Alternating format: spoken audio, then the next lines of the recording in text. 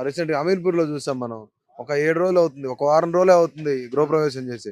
కానీ విల్లా 1,50,00,000, 2,00,00,000 పెట్టి అరే కట్టుకున్నారు. ఎల్లుండి దసరాకు ఉందంట అబ్బాలది. ఆ! దసరాకు పాలు వంగించుకొని గృహప్రవేశం చేద్దామని అనుకురంట. ఆ! ఎన్ని ఆశలు పెట్టుకొని ఎన్ని కలలు కానీ వాళ్ళు రోజు 3 పూటలు తినేదానికి వాళ్ళు రోజు ఎన్ని పూటలు తినిండొచ్చు, ఎన్ని పైసలు కూడా పెట్టుకుండొచ్చు, వాళ్ళు ఎట్లా బతికిండొచ్చు.